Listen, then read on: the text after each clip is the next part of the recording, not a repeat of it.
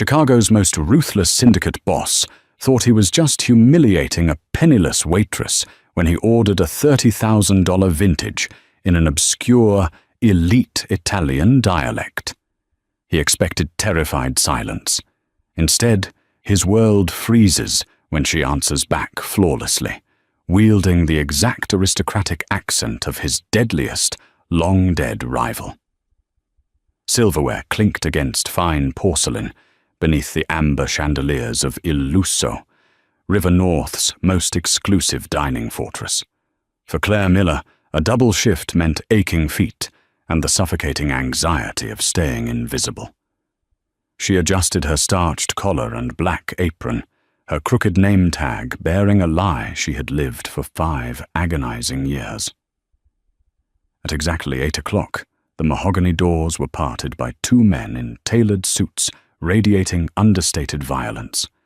The dining room's ambient chatter instantly died. Bernard, the usually unflappable maître d', swallowed his pride and sprinted to the entrance. Alessandro Cavalli had arrived.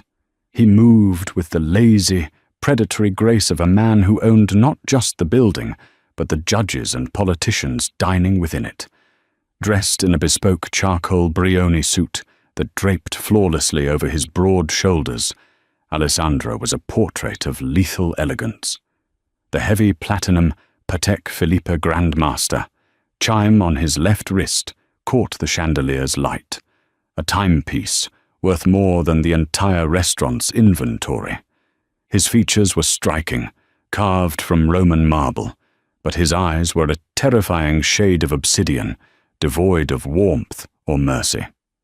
He was the undisputed head of the Cavalli Syndicate, controlling the Midwest's underground shipping routes with an iron fist wrapped in velvet. Bernard frantically ushered Alessandro and his 3 lieutenants to table 7, the secluded corner booth universally understood to be reserved for the city's apex predators. Claire stood by the service station, her heart hammering against her ribs like a trapped bird. She knew the golden rule of Il Lusso. When the Cavalli family dines, you do not make eye contact, you do not linger, and you absolutely do not make a mistake. "Claire!" Bernard hissed, materializing beside her and gripping her arm with clammy fingers. "Take their table. Francois is too nervous.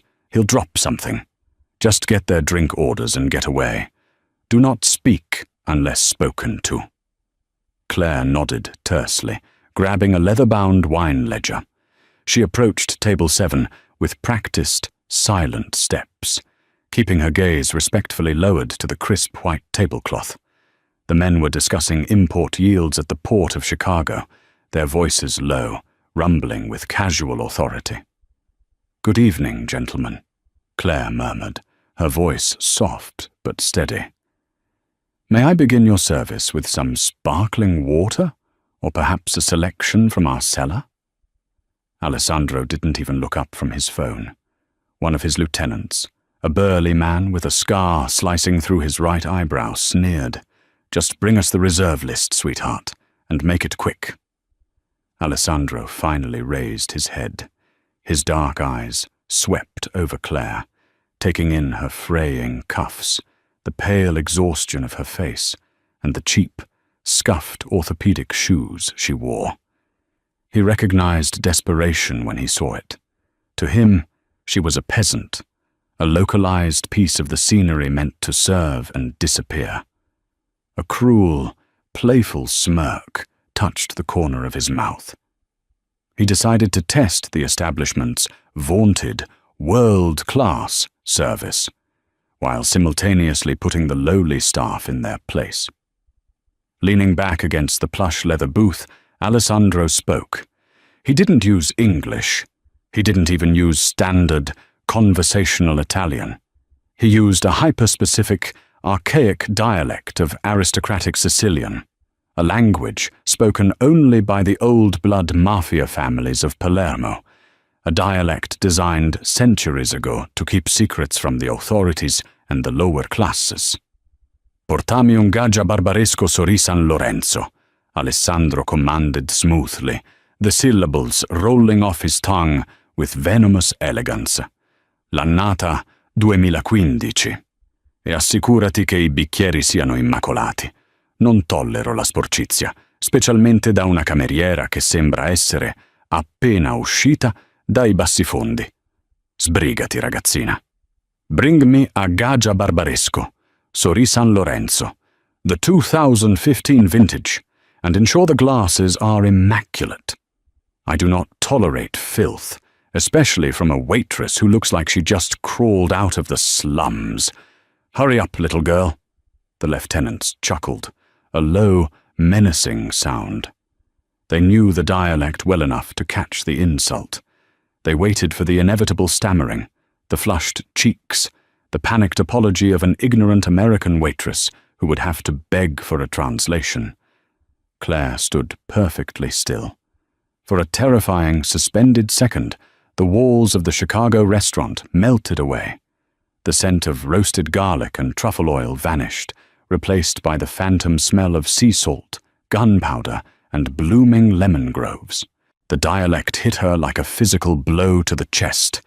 It was the language of her childhood, the language spoken in the walled estates of Palermo, the language her father spoke right before the Cavalli family's hitmen breached their compound gates 5 years ago. A fiery, reckless indignation ignited in Claire's veins, burning away 5 years of carefully cultivated meekness. She lifted her chin, her eyes locking directly onto Alessandro's obsidian gaze. The submissive slouch evaporated from her posture, replaced by a spine of steel. When she spoke, her voice was not a soft murmur. It was a perfectly pitched, crystalline replication of the exact same aristocratic Sicilian dialect, laced with an icy disdain that made the air temperature drop. Un'ottima scelta, signore, Claire replied, her pronunciation flawless, carrying the undeniable, haughty cadence of high-born Cosa Nostra royalty. Tuttavia, il Sori San Lorenzo del 2015 ha tannini estremamente aggressivi in questo momento. Richiede un palato raffinato e una decantazione di almeno 2 ore per ammorbidire la sua arroganza. Le suggerisco il 2014. È più equilibrato. E per quanto riguarda la pulizia, le assicuro che l'unico elemento sgradevole in questa stanza non è il mio grembiule. An excellent choice, sir. However, the 2015 Sori San Lorenzo has extremely aggressive tannins right now. It requires a refined palate and a decanting of at least 2 hours to soften its arrogance. I suggest the 2014. It is more balanced. And as for cleanliness, I assure you the only unpleasant element in this room is not my apron. Dead silence slammed into table 7.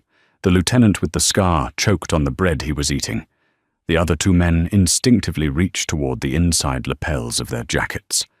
Alessandro Cavalli completely froze.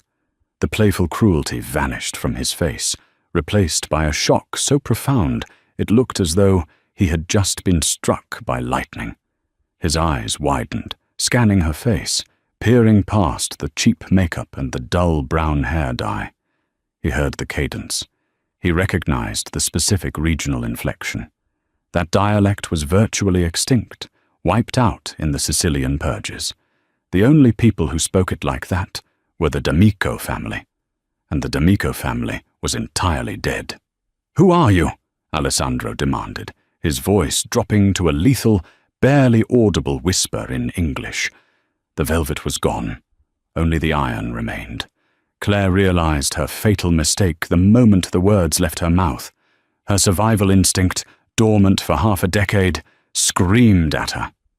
She immediately dropped her gaze, hunching her shoulders, trying to stuff the aristocratic ghost back into the bottle. I'm Claire, sir," she stammered in English, forcing a Midwestern accent, her hands shaking violently as she gripped the wine ledger.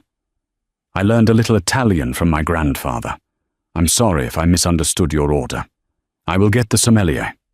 Before Alessandro could reach across the table and grab her wrist, Claire spun on her heel and practically fled toward the kitchen, leaving the most dangerous man in Chicago staring at her retreating back, a storm of dark, terrifying realization brewing in his eyes.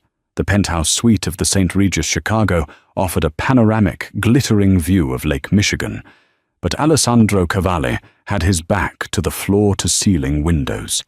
He sat at a massive slab of Nero Marchina marble that served as his desk, a glass of Macallan 25 untouched in front of him.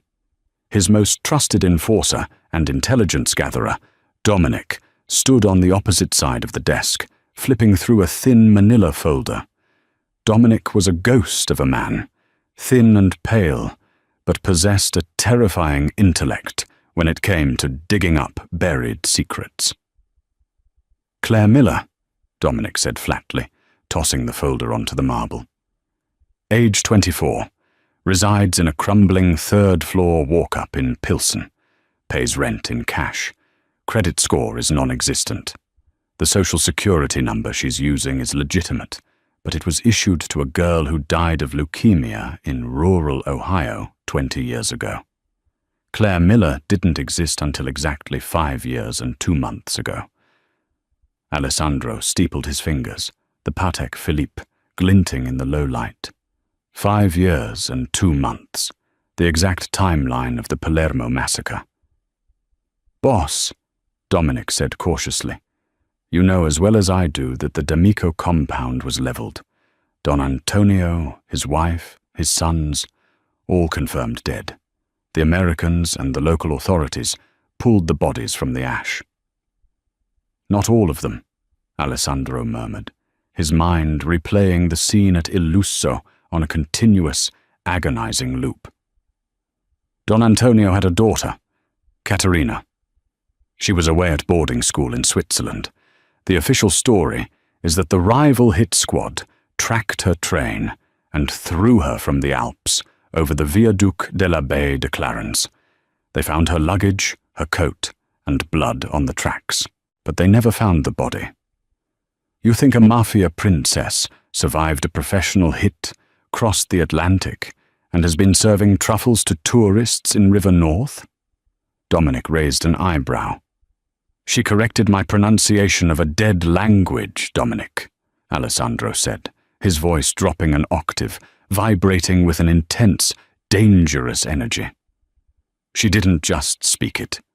She spoke it with the haughty, infuriating superiority that only Antonio D'Amico possessed. She mocked me.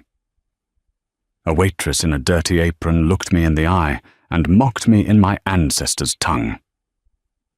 Alessandro stood up, buttoning his suit jacket. "We didn't order the hit on the D'Amicos, Dominic. The commission blamed us, heavily sanctioned us, but we were framed by the Rossi faction. If Caterina D'Amico is alive, she is the sole legitimate heir to a massive European shipping empire that is currently being squatted on by our enemies. And more importantly," Alessandro's eyes darkened, "she thinks I killed her family. What's the play, boss? Get the car. We are going to Pilsen." 10 miles away, panic was a physical taste in Claire's mouth, copper and ash. She tore through her tiny, drafty apartment, abandoning everything that couldn't fit into a single duffel bag. The cheap furniture, the thrift store clothes, the fake nursing degree on the wall, all of it meant nothing now. She had broken the first rule of hiding: never show your teeth.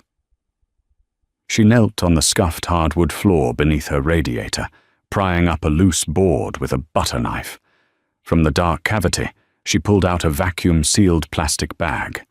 Inside was a stack of euro notes, a genuine Portuguese passport bearing the name Isabella Silva, and a heavy, cold piece of forged steel, a vintage Beretta 92 FS. It had been her father's backup piece. The familiar weight of the weapon in her hand brought a terrifying comfort. She was no longer Claire Miller. She was Caterina D'Amico, and she was a dead woman walking. She zipped the duffel bag, shoved the beretta into the waistband of her jeans, and threw on a heavy, oversized coat to obscure her figure. She needed to get to O'Hare International Airport. A red-eye flight on American Airlines to Lisbon was leaving in 3 hours. She would disappear into the labyrinth of Europe. Katerina opened the deadbolt of her apartment door and pulled it open, stepping out into the dim, flickering fluorescent light of the hallway.